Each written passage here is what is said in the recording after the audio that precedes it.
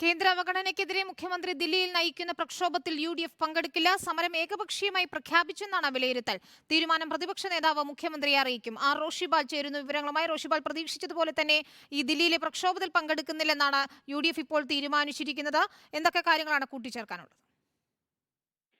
വിനീത, ഇന്ന് ചേർന്ന UDF ഏകോപന സമിതി യോഗമാണ് ഇത്തരമൊരു തീരുമാനമെടുത്തത്.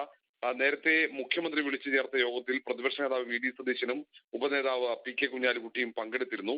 ഡൽഹിയിലെ പ്രക്ഷോഭത്തിൽ പങ്കെടുക്കുന്ന കാര്യത്തിൽ കൂടിയാലോചന നടത്തി തീരുമാനം അറിയിക്കാമെന്നായിരുന്നു മുഖ്യമന്ത്രിക്ക് നൽകിയ ഉറപ്പ്. പക്ഷേ ആ തരത്തിൽ കൂടിയാലോചന നടത്തിയപ്പോൾ ഭൂരിഭാഗം ഘടകകക്ഷികളും ഈ യോഗത്തിൽ ഈ സമരത്തിൽ പങ്കെടുക്കേണ്ടതില്ല എന്ന് അഭിപ്രായപ്പെട്ടു. ഐക്യകണ്ഠേന തന്നെയാണ് ഇന്ന് UDF ഏകോപന സമിതി ഈ ഡൽഹി മുഖ്യമന്ത്രി നടത്തുന്ന സമരത്തിൽ പങ്കെടുക്കേണ്ടതില്ലെന്ന് തീരുമാനത്തിലെത്തിയത്.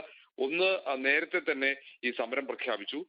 UDF മറുപടി നൽകുന്നതിന് മുമ്പ് സമരം പ്രഖ്യാപിച്ചത് ശരിയായില്ല എന്ന ഒരു വിലയിരുത്തലാണ് യോഗത്തിലുണ്ടായത്. അതിനൊപ്പം സംസ്ഥാനത്തിനും ഈ സാമ്പത്തിക ബാധ്യത വന്നതിന്റെ ഉത്തരവാദിത്തത്തിൽ നിന്നും സംസ്ഥാന സർക്കാരിനും ഒഴിഞ്ഞുമാറാൻ കഴിയില്ല. നേരത്തെ തന്നെ നികുതി പിരിവുമായി ബന്ധപ്പെട്ട് വലിയ വീഴ്ച സംസ്ഥാന സർക്കാരിന് സംഭവിച്ചു എന്ന് പ്രതിപക്ഷം വിമർശനം ഉയർത്തിയിരുന്നു.